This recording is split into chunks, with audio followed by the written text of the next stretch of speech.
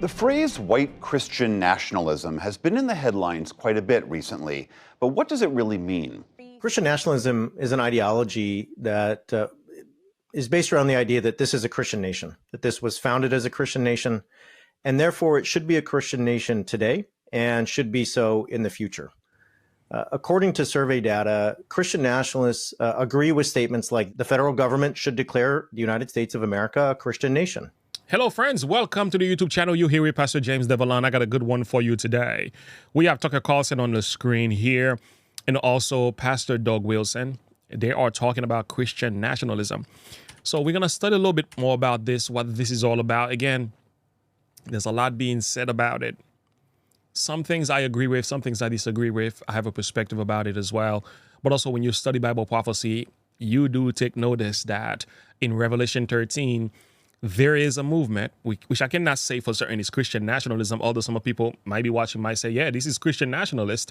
But when you actually carefully study, what you find out is the rise of the second beast is going to make way for the worship of the first beast, right? He exercised all the power of the first beast that was before him. So the second beast, the one who spake like a dragon, right? And we understand this to be the United States of America, particularly in the Christian portion of the United States. We are told that he exercises all the power of the first beast that were before him and causes the first beast and them that dwell therein to worship the first beast whose deadly wound was healed. So there could be a number of interpretations to this, but what you know for certain is that forced worship is coming in the last days. This much we know. Here's the thing. Before we check out this video, a lot of things are being said when it comes to Christian nationalist. Here is an article from the Western State. Let me see if I can make this a little bit bigger for you. Here you go.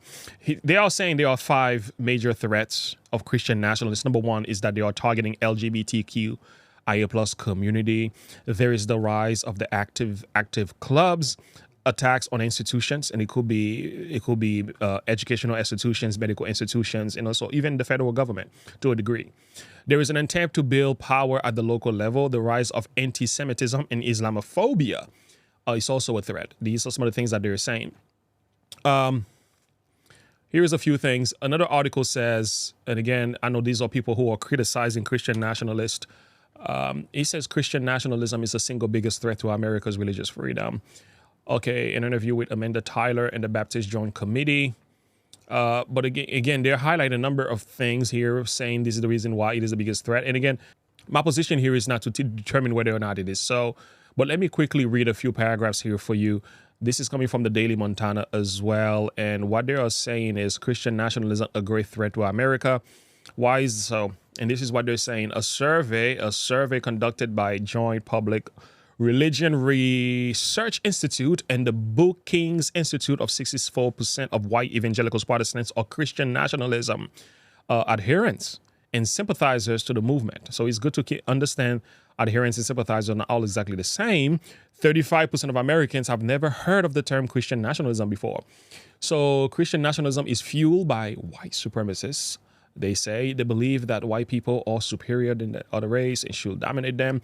They are taught to shun LGBTQIA plus people, embrace dominance of men over women, believe that only Christianity, one of the 10,000 distinct religions, should rule Congress and state government and the court system. Again, whether or not you believe it, this is a perspective that is out there. Okay, their study is more than 16,000 people noted that Christian nationalism paradoxically holds America as sacred in God's sight.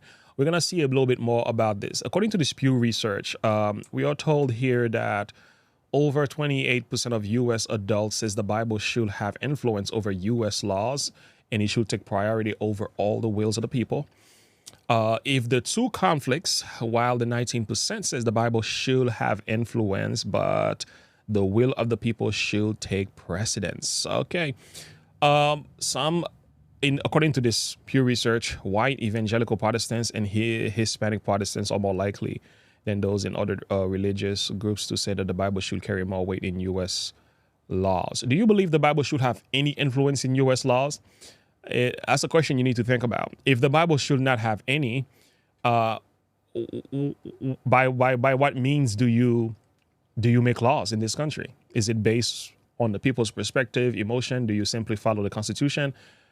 That's something I would like to hear from you. Anyway, so there is a draft here of a number of religious movements who either for or against, or either sympathizing or adherent to the Christian nationalist movement.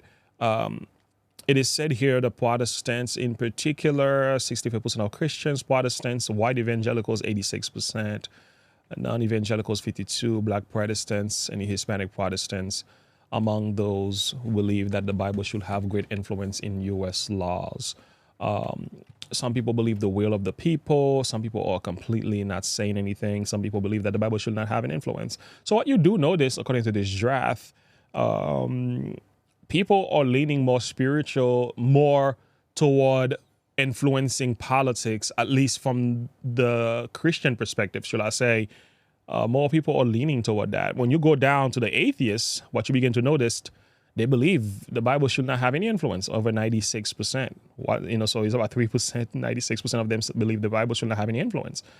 That tells you everything. Of course, they're atheists, agnostics. So I think that's the other side of the extreme. You can say, I think I'm somewhere in the middle. If I were to be honest with you, there should be some influence, but not to the degree where a person's will or the Constitution is violated or freedom of conscience is violated. So that's kind of where I am. But there should be some influence as far as laws are concerned to protect people. So if you say no Bible influence at all, what you are really calling for is lawlessness. That's what you're calling for of every degree. So, but before it goes deep, let's take one more article here is Young Men in Christian Nationalism, an Opportune Moment for the Church. It's just what's happening in the world today. It's just everything that's going on in the left, on the side of the left, according to, and also what's happening on the right. People are just becoming either completely sunk into it, or some people are becoming diametrically opposed to it, so much so that they're taking a strong religious view. So some people see it like the only solution is God, period, right? And some people see it like too much religion is bad, or not enough religion is good. It is really, there's a lot of conflicts here, and there's a worldview that's clashing, of course. We have various worldviews clashing. But I think a good article that I think I should link this in the description is according to Neighborhood Faith. There's a lot being said here. Christian nationalism gained attention in recent years, owning the potential dangers in poses for America's democracy. Its specter has spurred newfound interest in the role of religion in American public life, fresh consideration of familiar questions. So let me move down to this part of the article. I think this was very interesting. It's talking about the different people who are adhering to it. We have 11% adherents, and sympathizers 19%, Christian spectators 18%, and we have pluralistic belief. We have zealous separationists. I think I'm somewhere here. I'll say I'm a spectator. I'm somewhat of a zealous separation of church and state at the same time. Some people are undecided. I think church and state should remain united. It tends to work better that way, but that doesn't mean they should not have any influence on each other. That's part of where I stand. But anyway, in contrast to that, so there's a lot of different views and perspectives. So we're going to take a listen to this video right now. I'm going to let them talk, and I'm not going to distract the conversation, but I would like to hear from you, because I can tell you a lot of what I think. You know, for those of you who know me and who know where we stand when it comes to Bible prophecy as Seventh-day Adventists, we strongly believe in a separation of church and state. We believe in freedom of religion, freedom of conscience. But this doesn't necessarily mean we don't adhere to Christian values. We don't believe that Christian values should not influence in any way when it comes to politics. We don't actually believe that. So we do believe that we have to defend the value of the unborn, protect our borders, protect our sons and daughters. We strongly believe in justice and security, but at the same time, we don't believe you can force religious dogmas in politics. It's something that you cannot do. You cannot force a person to become a Christian. You cannot violate a person's decision to worship their God, however they choose to. So we strongly oppose the idea of union of church and state. So, but when you go through the Bible, that's what you're going to find. There is a union of church and state coming. So let's take a listen to this video here. I'm going to put a link in the description below for those of you who want to watch it as well. Let's dial in. So if you're Joe Biden standing for re-election at the age of 81, the obvious question is, what exactly are you going to run on? You're not going to run on the state of the economy. You're not going to run on the state of the world, which is increasingly chaotic. You're not going to run on lengthening life expectancy, because actually life expectancy is declining in the United States under his watch. So what are you going to run on? Well, you're going to run against. And the main thing Biden is going to run against is Christianity, running against Christianity. He's already put people in prison for praying, so it's not a stretch. But of course, you're not going to say I'm running against Christianity, the world's largest religion. You're going to say I'm running against something called Christian nationalism, which was a way of making traditional Christianity seem like a threat to the country rather than the principle upon which it was founded. So that is their plan. They're going to run against something called Christian nationalism.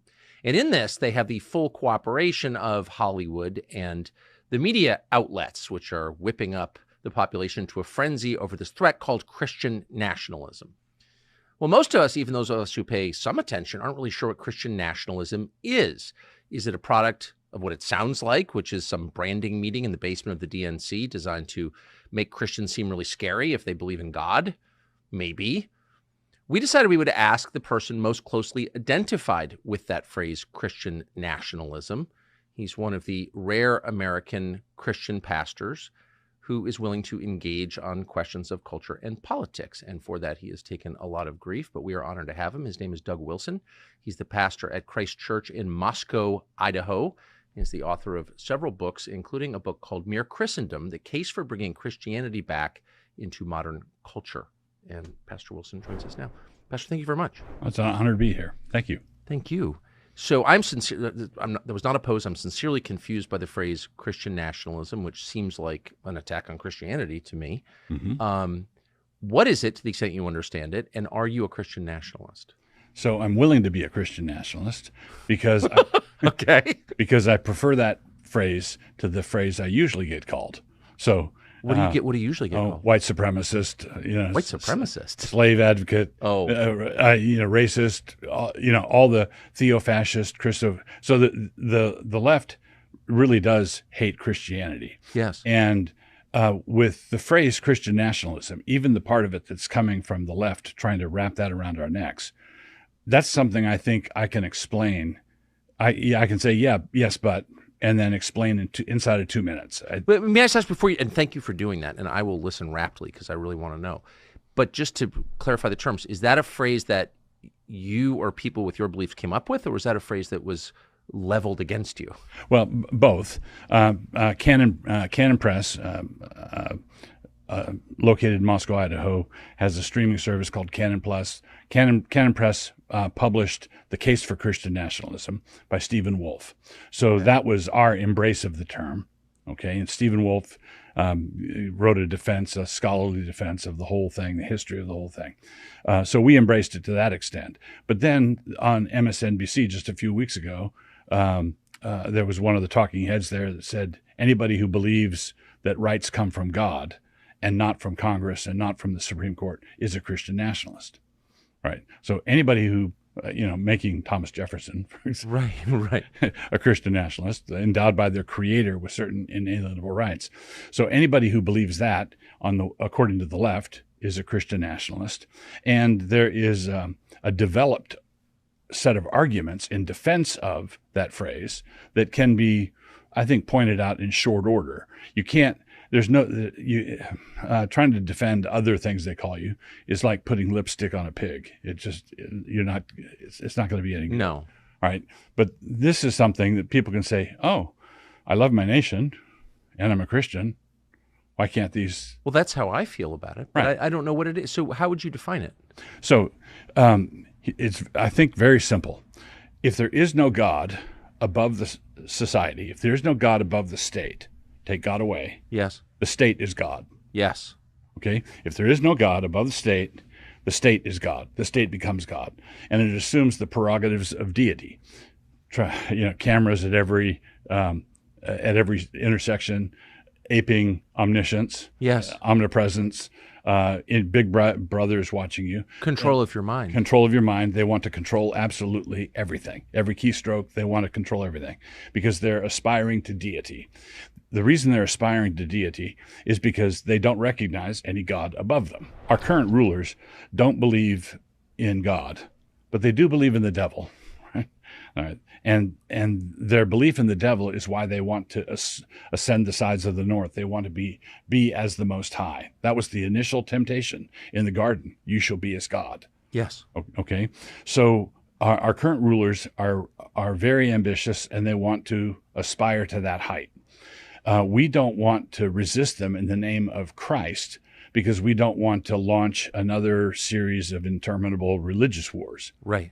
Okay, because we don't want the Muslims fighting with the Jews, fighting with the Christians, fighting with all of that.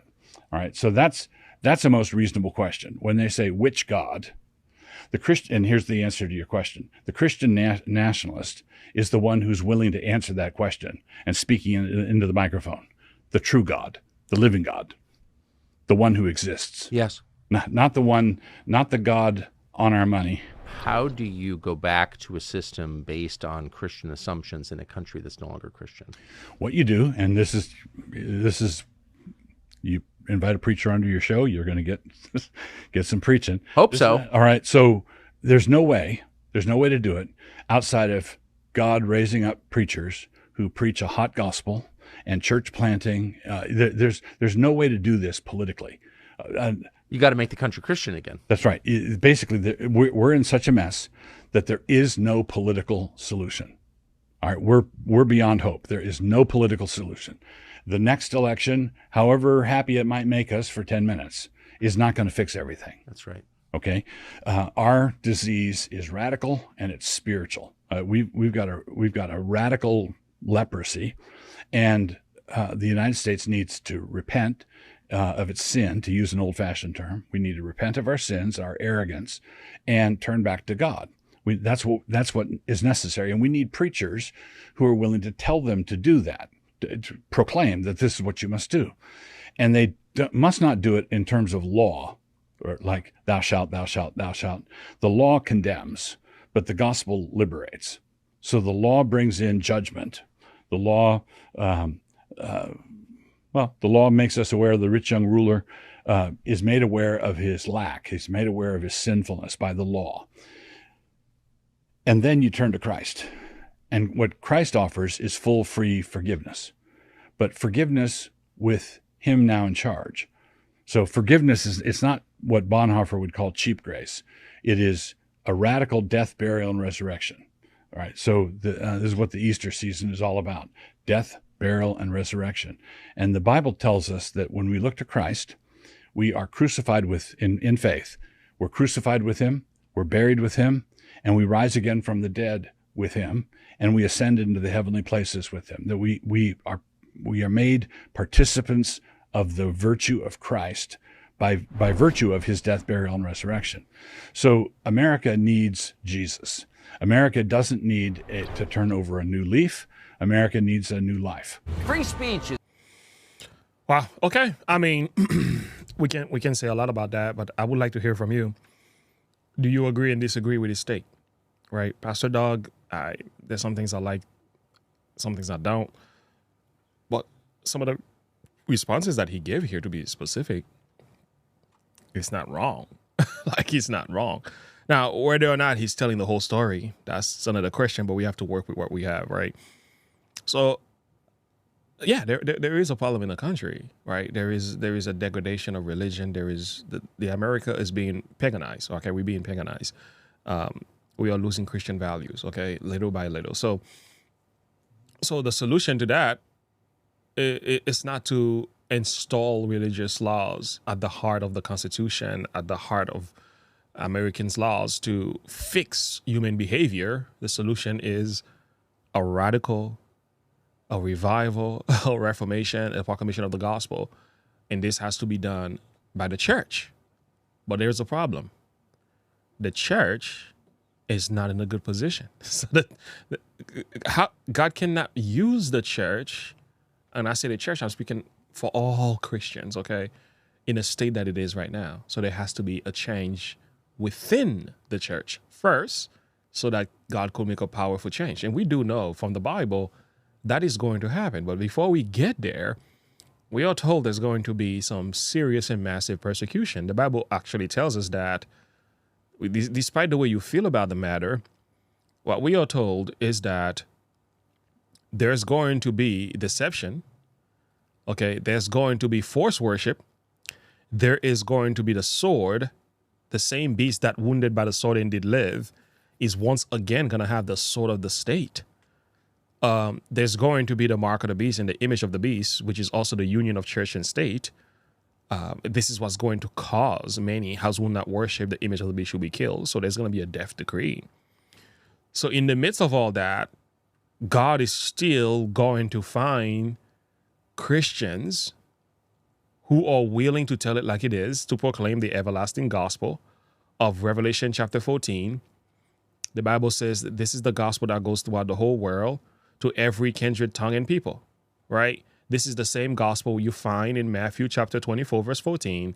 So there is going to be a massive revival. But this is the thing that we Seventh-day Adventists must understand. When you look at the left and you look at the right, they're both saying, one is saying you're a threat to democracy, right? The left is saying you're a threat to democracy to the right. And the right is saying, wait a minute, you're a threat to democracy too. But here's the thing. Both are a threat to democracy. Okay, both are a threat to democracy. Now, the question is, who is a greater threat, right? All you have to do is look at the laws and the policies from both camps. Like, who makes more laws that are of a greater threat to human civilization? If you were to be honest, it is the left, right? For example, when you look at COVID-19, most of the policies that came from COVID-19 came from the left side, right? Most of the laws came from the left. Like, the right are just as guilty, but they're not as radical though. It's not right. When you check out what is being advocated for, yeah, the right for the unborn, less government and stuff like that. Some of the things that they're asking for is not something as a Christian I can disagree with, because some of it is true. But here's how far it goes. That's when the problem comes, okay? So there's a lot we can say, but let me show you. Oh, here's the final points I wanted to show you, and then we can end this video. This is what Christian nationalists really were asking for, okay? These like 6 major things, right? The federal government should declare that the United States has a Christian nation. Do you agree or disagree with that? The federal government should advocate for Christian values. Do you agree or disagree with that? The federal government should enforce strict separation of church and state, right? Do you agree or disagree with that? The federal government should allow the display of religious symbols in public spaces. Do you agree or disagree with that? The success of the United States is part of God's plan. Do you agree or disagree with this? The federal government should allow prayer in public schools. So these are some of the things that Christian nationalists are asking for. I'm not sure about a separation of church and state, strict separation of church and state. I don't say, because it seems like there are some Christian nationalists who are saying we want the church and the state to unite. So I'm not really for that in the same way. I have to double check and examine this. But these are some of the claims that are being made. I'm going to link this article below. I think it's very fair. It's not being critical. It's actually just saying that this is what it is. This is what it is. Here are the data. This is what we think and stuff like that. So check it out. So where is this going to go? I'm going to tell you where it's going to go. It's going to go exactly where it went in the Bible. So the best way I can explain it is this. The Pharisees and the Sadducees, they had their issues, but they both united to put Jesus to death. That's the first thing you notice. And secondly, Pilate and Herod didn't always like each other. But when it was time to crucify Christ, to persecute the Christians, they united. So look at this. We are told the same day Pilate and Herod were made friends together, for before there were enmity between themselves. Look at that. And I think this could be an entire sermon, because you can sit there and talk about what Pilate represents and talk about what Herod represents and what were some of the reasons why they were at odds with each other and what exactly brought them to the place. And what you're seeing here is church and state united, literally. So if Pilate represent a political system, Herod, which was more for the Jewish nations, at least he was set up to rule over the Jews as a king of the Jews in a sense, but as a ruler, at least a co-region ruler. So if Pilate represents the state, Herod represents the church, they became friends. So they united. Why did they do that? Well, Jesus had to go. Jesus had to go. So yeah, it's pretty amazing how that happened. And we are told when he called together the chief and the rulers of the people, and you have brought me unto Ben. And again, they're coming together and conspiring to put Christ to death.